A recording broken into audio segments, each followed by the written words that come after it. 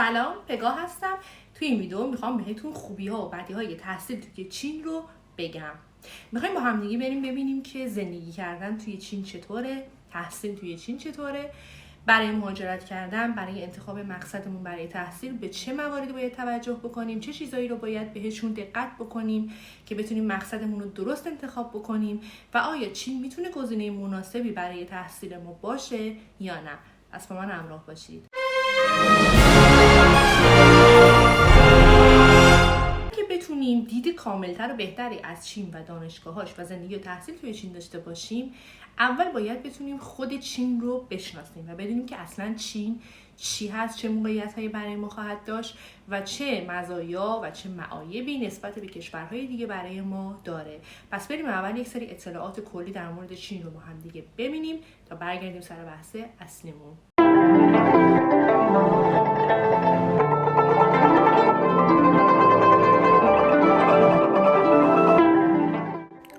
کشور چین بزرگترین کشور آسیایی و بیشترین جمعیت رو بین کشورهای جهان داره. این کشور تقریباً کل خشکی آسیای شرقی رو اشغال کرده و 1/14 مساحت زمین رو داره. در میان کشورهای بزرگ جهان، چین از نظر مساحت با روسیه و کانادا در رقابته و تقریباً به اندازه کل اروپاست.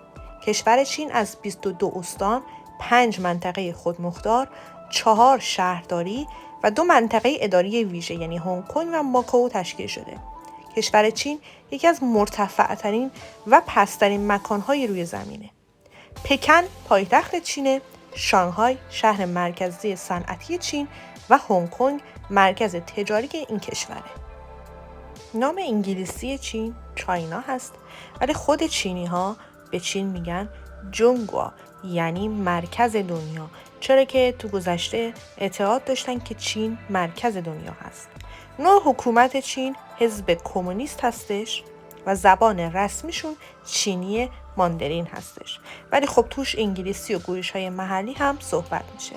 جمعیت چین بیشتر از 1,400,000,000 نفره.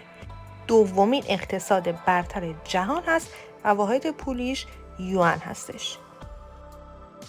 انتخاب مقصد مناسب برای تحصیل و زندگی، حالا علاوه بر رنکینگ دانشگاه‌ها، سطح علمی دانشگاه و خیلی موارد دیگه، ما باید بیایم به یک موضوع خیلی جدی‌تر دقت بکنیم. اون موضوع چیه؟ شرایط سیاسی و اقتصادی اون کشور.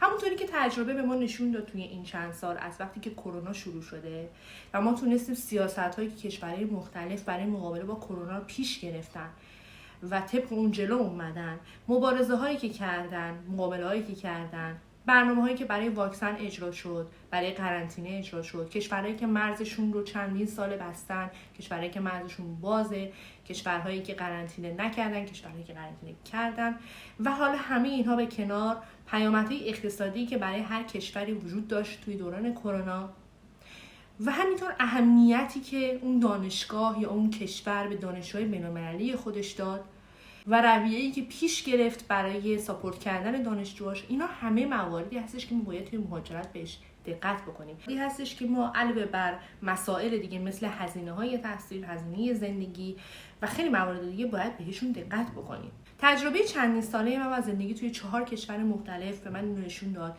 که برای انتخاب مقصد برای زندگی و تحصیل باید بگردم دنبال جایی که از نظر شرایط اقتصادی و سیاسی استیبل باشه، نه اینکه دائما بخواد در حال تغییر باشه و اون تغییری که اون کشور داره خب طبعا روی انتخاب من، روی زندگی من و روی آینده من تاثیر میذاره. یک مثال کوچیک اگه براتون بخوام بزنم که میدونم خیلیاتون باهاش آشنایید، همین کشور ترکیه هستش که خیلی از ایرانی‌ها اومدن ترکیه و فکر کردن که خب میتونن اینجا اقامت بگیرن با استفاده از اجاره خونه، میتونن توی کشور زندگی کنن که هزینه‌های زندگی به نسبت کشورهای دیگه اروپایی یه مقداری پایین‌تر باشه و بتونن راحت‌تر زندگی کنن. ولی چی شد؟ اقتصاد ترکیه با مشکل مواجه شد. ارزش لیر افت کرد، دلار قیمتش رفت بالا و به دنبال اون همه چیز توی ترکیه گرون شد، از اجاره خونه بگیری تا پول آب، برق، گاز، مواد خوراکی و هر چیز دیگه که فکرشو بکنین. این برای کسی که درآمد محدود داره، مثلا کارمند هستش و یک حقوق مشخص رو ماهیانه میگیره، یا برای کسی که درآمد ریالی داره و از ایران پول رو انتقال میده به ترکیه، به صرفه نیست که بتونه توی ترکیه زندگی بکنه. علاوه بر افت ارزش لیر، مسئله دیگه که تاثیر گذاشت توی قیمت‌ها توی ترکیه، جنگی که بین روسیه و اوکراین در گرفت و حمله یا تجاوز روسیه به اوکراین بود که باعث شد که اوکراینی‌ها پناه بیارن به ترکیه. روس‌ها به خاطر تحریم‌هایی که توی کشورشون اتفاق افتاده بود، به خاطر اینکه دیگه نمیتونستن با بانک‌های جهانی در ارتباط باشن، به خاطر اینکه همه چیز و همه این کشورها اون رو تحریم کرده بودن و تقریبا همه کشور رو طردش کردن، روس‌ها اومدن ترکیه، شروع کردن به خرید ملک، ثبت شرکت، سرمایه گذاری و به دنبال اون اوکراینی‌هایی که اومدن وارد ترکیه شدن که بتونن اینجا برای این مدت زندگی کنن، به این امید که خب جنگ تموم میشه و برمیگردن کشورشون. همین مسئله باعث شد که قیمت‌ها به طور فجیعی توی ترکیه و مخصوصا شهرهای جنوبی ترکیه مثل آنتالیا، آلانیا، بودروم، ازمیر، شهرهایی که آب و هوای مناسب‌تری نسبت به شمال ترکیه دارن برای روس‌ها و اوکراینی‌ها، این باعث شدش که به شدت روی اقتصاد ترکیه و مخصوصا این شهرها اثرگذار باشه، به طوری که قیمت اجاره خونه توی آنتالیا 3 برابر یا 4 برابر شده. خواستم فقط براتون یه مثال بزنم که چقدر باید به این نکته توجه بکنید. مگر اینکه بخواید برید توی این کشوری به طور موقت برای حد اکثر 2 سال بمونید که اون هم باز یه کشوری مثل چین که کرونا اومد و همه چیزش رو تغییر داد، میتونه توی زندگی آینده و سرنوشتتون تاثیرگذار باشه. پس باید چشماتون رو خوب باز بکنید و خوب انتخاب بکنید. من اینجام تا بتونم کمکتون بکنم که با دید باز انتخاب بکنید. نمیخوام در مورد چین بد بگم و نمیخوام تبلیغش رو بکنم، صرفا میخوام یک سری اطلاعات بهتون بدم که بتونید درست‌تر تصمیم بگیرید. حالا ممکنه که یک سری از صحبتام به مذاق یه عده خوش بیاد، ممکنه خوش نیاد، ممکنه یک سری از صحبتام تعریف از چین باشه و خوبی‌های چین باشه و ممکنه هم هستش که اینطور نباشه. پس قبل از جانبداری و قبل از قضاوت ازتون خواهش میکنم که ویدیو رو کامل ببینید. بعد اگر نظری داشتید توی کامنت ها بهم بگید.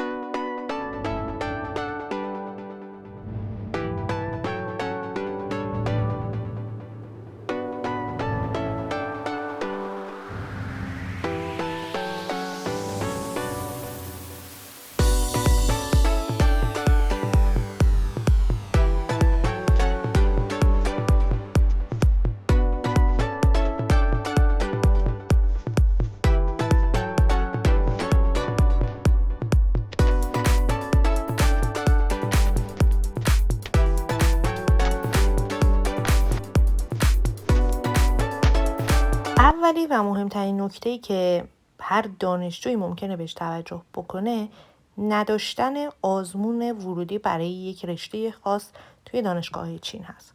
شما توی ایران یا خیلی کشورهای دیگه برای ورود به رشته‌های پزشکی و دندانپزشکی باید آزمون ورودی بدید و بتونید حداقل نمره لازم برای ورود به دانشگاه رو کسب کنید.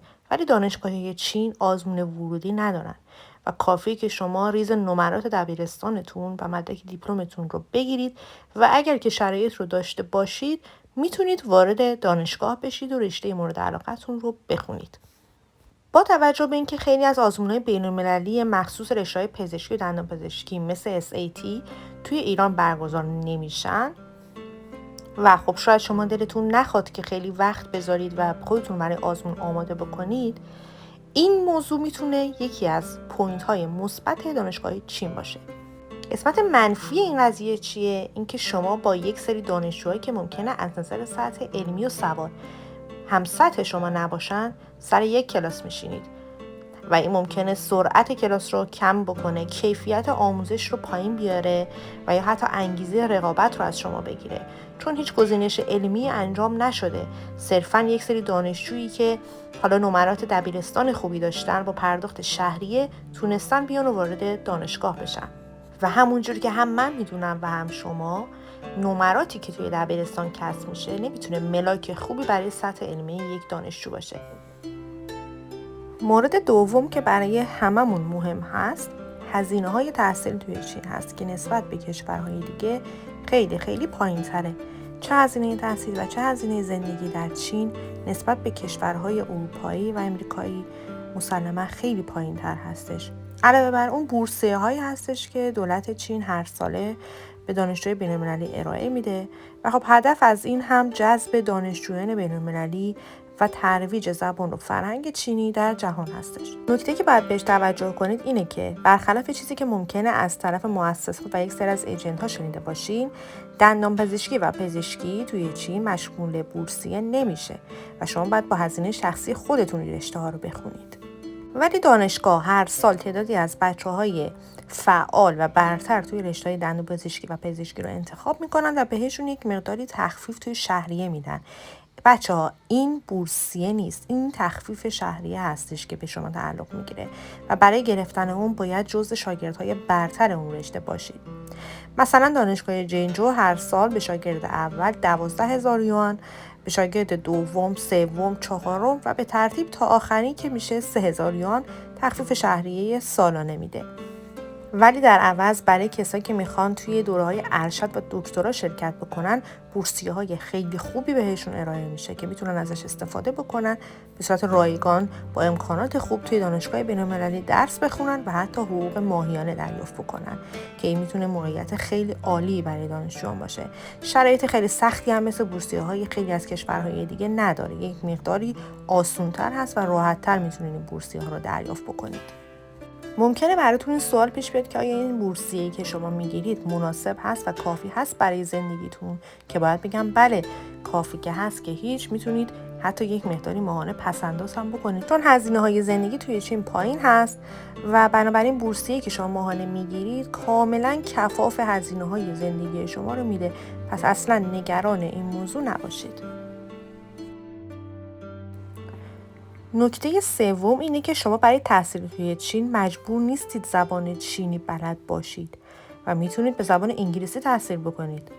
شما میتونید با یه نمره معمولی در حد 5.5 یا 6 آیلتس برای ارشد و دکترا توی چین اقدام بکنید. برای دوره‌های پزشکی و دندان پزشکی هم ممکنه اصلا یک سری دانشگاه مدرک زبان از شما نخوان و فقط همون مدرک آموزشگاهی رو ازتون قبول میکنن و این یه نکته مثبت هستش برای تحصیل توی چین.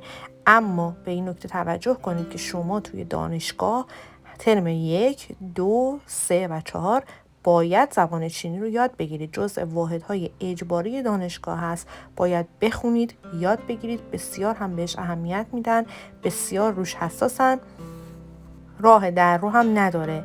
علاوه بر اینکه شما توی دانشگاه باید زبان چینی رو بخونید و امتحان بدید، مدرک رسمی زبان چینی رو هم برای فارغ التحصیلی و کار کردن توی بیمارستان ها باید بگیرید. برای کسایی که رشته‌های دندانپزشکی و پزشکی میخونن، گرفتن مدرک HSK 4 یعنی سطح 4 زبان چینی و برای بچه‌های ارشد دکترا سطح 3 یعنی HSK 3 اجباری هست و باید آزمون رسمی رو بدن. پس شما حتما برای فارغ التحصیلی باید آزمون رسمی HSK رو بدید و مدرک رسمی بگیرید. برای دانشجوهای پزشکی دندانپزشکی که سال 4 این اتفاق میفته، یعنی قبل از فارغ التحصیلی، برای ورود به دوره کارورزی و ورود به بیمارستان ها.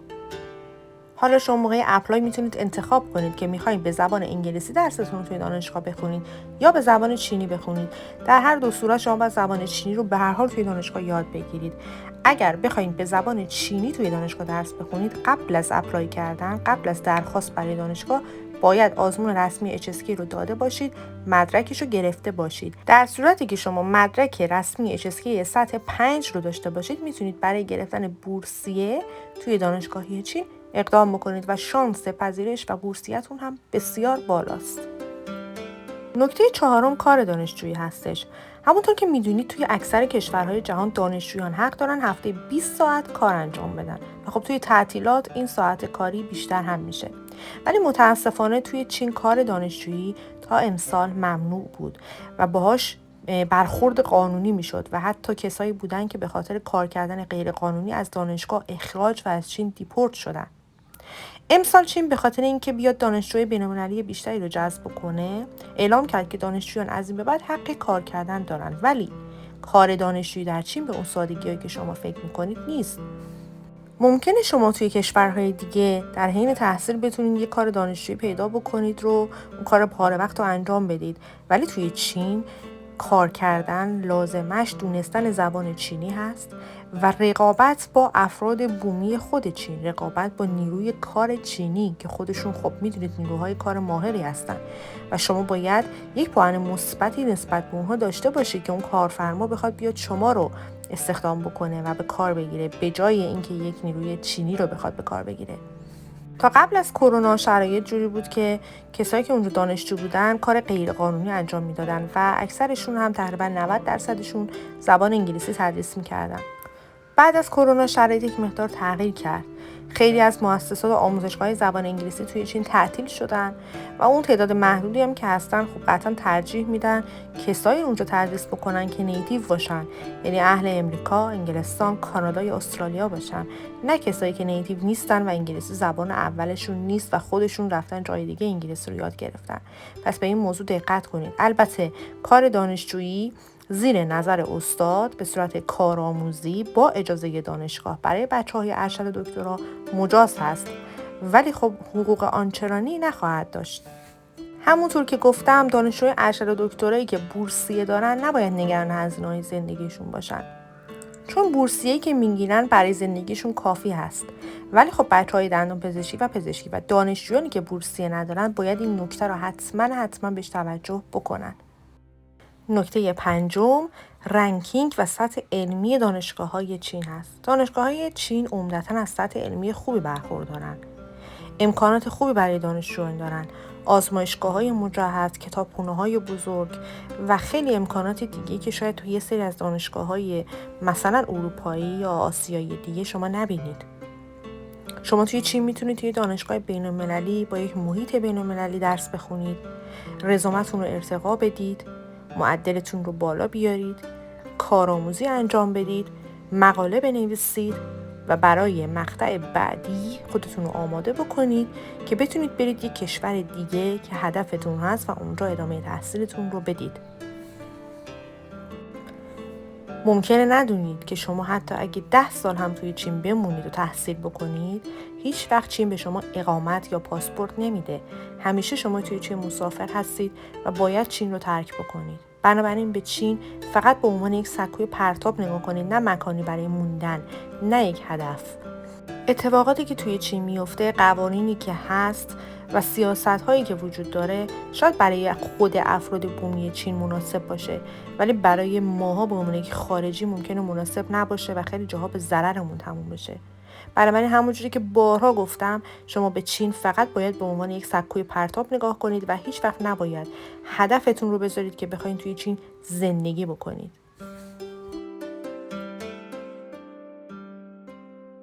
توی قسمت بعدی میخوام مفصل براتون در مورد زندگی توی چین و معایب و مزایاش صحبت بکنم، پس ویدیوی بعدی رو از دست ندین.